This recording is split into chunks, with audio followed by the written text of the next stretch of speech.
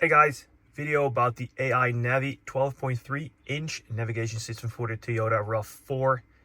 This is the 290 model year, and I'm not going to show you how I build it in. There are lots of videos about it, but I got some questions about the menu, so I'm going to run you through that part of the system. First of all, the build quality. As you can see, it fits pretty nice in the car. What's also pretty cool is that if you lift this part, you can actually access some of the cables, which came in convenient when I added the SIM card later. I didn't really have to pull the whole unit out.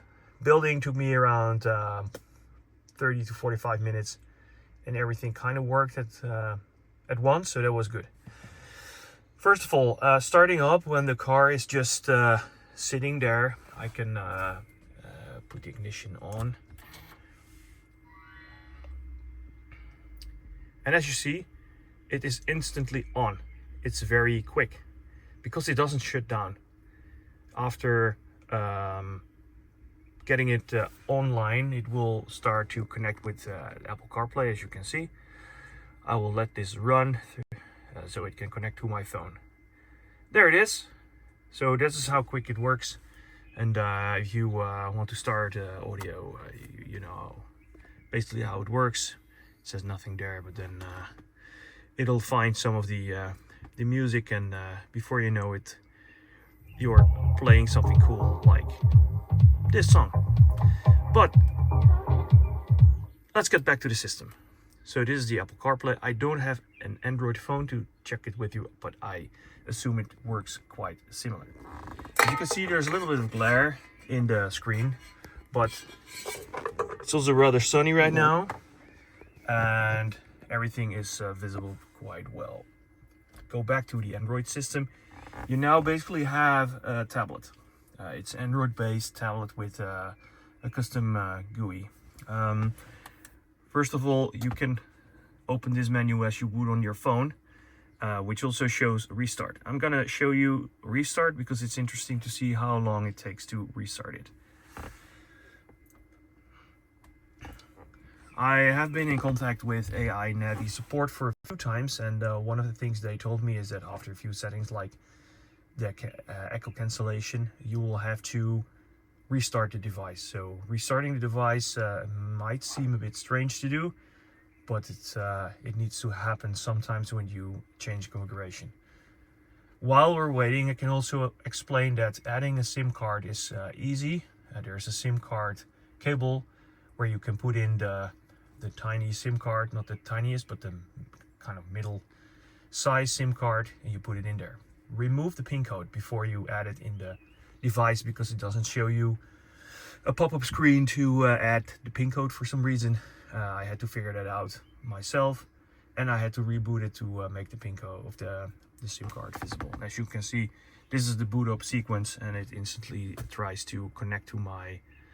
You also see my trunk is open because my trunk is open, and it will show you if you open the door as well. So well, I can probably cancel this. So it's connected to COM-bus, as it's called, and it will show you everything that it would usually show you. It's also interesting that it had all kinds of settings. So first of all, internet connection. You can connect through Wi-Fi, through a hotspot, like or on your phone or at home. So now I could enable it. What I did notice is it will turn off Wi-Fi all the time by default. You have to change the setting if you want to see the Wi-Fi. If I go back, you can also create a hotspot connection. In my case, because I have a SIM card in there, I could use it for a hotspot. So the kids in the back could use it, for example. The obvious Bluetooth connectivity features, the SIM card information, which I did install, and then there's the more button, which you basically get the Android menu with the storage, sound, wallpaper, security, privacy, location, and everything else. If you go to general, you can change the night mode, time, the screen backlight, day and night difference, the automatic antenna. I had to put it on to get any FM reception, and there is no DAB+, which is common in Europe, digital radio. Now, I'm not a big radio fan, so I don't care, but that might be a problem for you. Then you have some other features which I don't all know. I cannot install a radio apparently. I don't know what it does. There's no manual to come with it, so everything I wanted to know I had to ask support through the AliExpress app, and they will respond basically within a day, so that's good. Equalizer. This is also, you can also locate the equalizer through the DSP button. It gives you the ability to change the sound of the audio, put on DTS, enable some bass enhancement and other stuff. I haven't fiddled too much with it, but I did notice that the audio quality of the device has improved hugely. So for some reason, the overall sound quality of this device is better than the one that Toyota installed. There's another thing. As you can see, the volume is now on 15. It's pretty loud. If you go beyond 20, it's going to be incredibly loud. It will go way louder than the factory unit, and I think you will eventually break something. So I wouldn't try that if I were you. Going back to the menu, we just had EQ, now sound gain. So this is where I could probably lower it to get the volume not until 20, and then it's very loud. I already lowered it a lot. I could lower it more. Then you have echo cancellation. Here comes some funny stuff. I bought the external mic because the mics are basically located this side of the device, and the audio quality is terrible. Then I bought this. I connected it with USB, and sound quality is still terrible. So I'm trying to figure out what it is. I did notice that the CarPlay echo cancellation and Bluetooth echo cancellation actually work. So the echo is gone, but the device picks up sound from the car, which is annoying for the person on the other end. I don't hear it, but the other end is complaining, what is that noise? It sounds like you're in a toilet or a bathroom. Or are you accelerating like a maniac and then you are just coasting away from a traffic light? Not good. So I am in contact with AINavi to see if they can fix it, but it might end up not being fixable, and something that comes with the unit. Comes with some other feature I've been trying to figure out if this helps. The mic gain, I put it in the lowest position to see if it picks up less noises from the car. Doesn't really change anything. I got the advice to reboot after changing every time one of these settings. So if you change the echo cancellation to mic gain, just reboot the device like I just showed you on this page.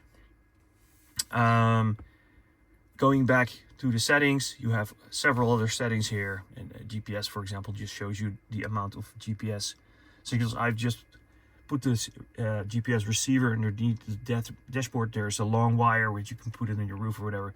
I figured this is a window and this is open. Look, I got enough. So I think this kind of works. Same for the 4G antennas. They comes with two big antennas. I've just placed them in the dashboard on two separate sides, and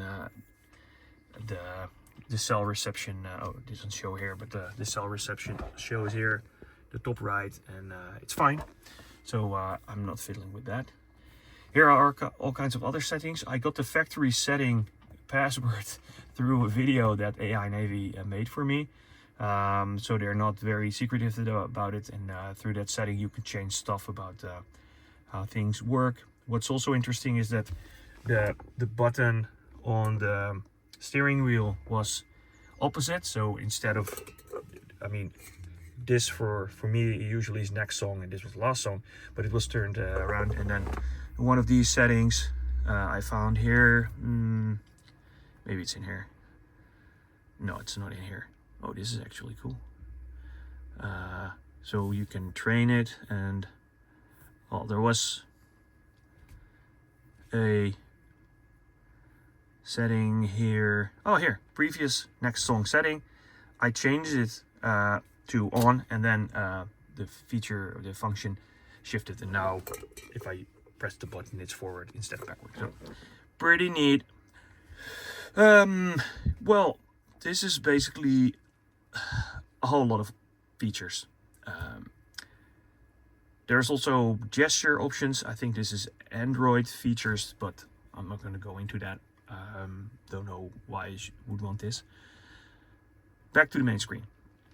The buttons you see here are configurable. You can change it. It also shows car information, which is, I got some questions about it. It shows you the trip information and the amount of fuel you use, the average speed. As you see, I drive short trips momentarily. Not great for the car, but it is what it is. It also shows you the average stuff. Oh, this is the amp. Oh, this is, I haven't looked at this amp settings. Apparently I can change stuff here. DPMS, you can see the tire pressure here if the car is on, but the car isn't on. Vehicle settings, you can show the landscape panel, but because I have a RAV4, I also this is already showing the climate, so I didn't put it on, but apparently you can also show the climate stuff on the screen. And then the hybrid settings, I must say I've been looking at this a few times. It works similar as the stuff I usually see here, but it's not entirely accurate. So it does show you when the powertrain is being used to accelerate the wheels and charge the battery, but it doesn't really show the battery going to the wheels. So one of those doesn't seem to work correctly for me, but the information is in there. And I also saw that you can change the vehicle type somewhere here. And we probably know this code because it was in one of the videos. You could probably change it and maybe it does better. I don't know. I kind of assume that because I specifically bought it for the RAV4 2019, that they programmed it for me. But maybe you can do something with it. As you can see, there's a whole lot of things you can change and also probably mess up. Yeah, the interesting thing is you have some of these standard features here, like the radio, which is, as you can hear, pretty loud. So now it's completely off.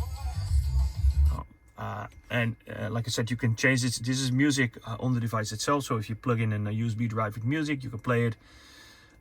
But you can also go to this, and then you have just the Android screen with all the icons, with also the ability to play Netflix, for example. Okay, well, he says there's an update. Apparently we need to update. Well, you could get to see everything now, right? I'm not gonna sugarcoat it. We're gonna install the update and see how long it takes. It's going over 4G because I have 4G, and it's almost done. It was a small update, apparently. So it kind of works like a fluent, fast tablet. I don't really have performance issues. You can see how quickly the Netflix will start. Let's see how it works. Oh boy, what is this? Oh, Black Mirror game. Oh, I can download the game on my... Oh, that's nice. I can actually play games on this thing. That's right. So let's say we want to play Blacklist.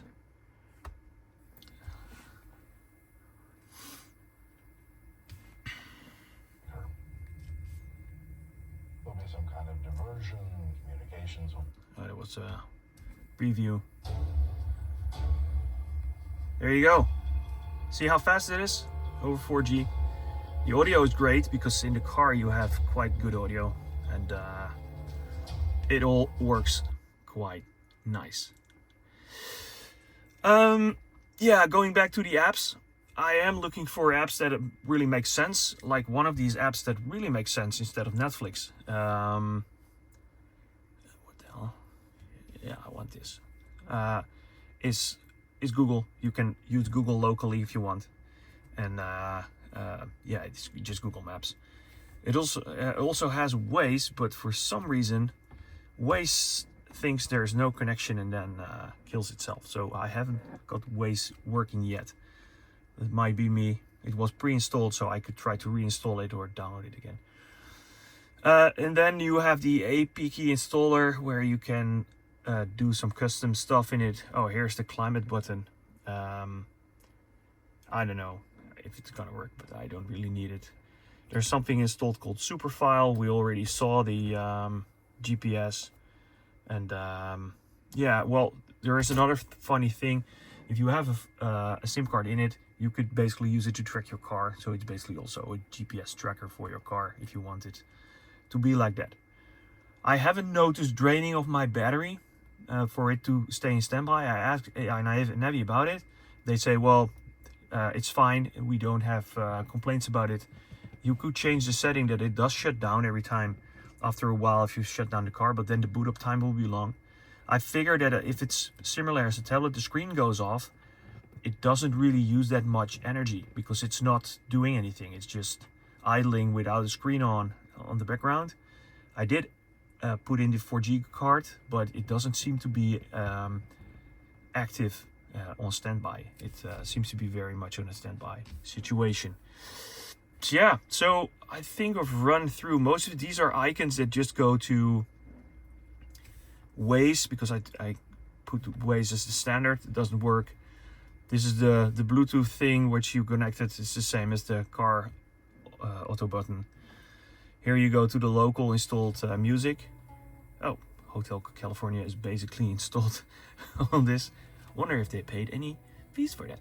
Anyway, yeah, this is basically it. So I think I'm gonna wrap this up.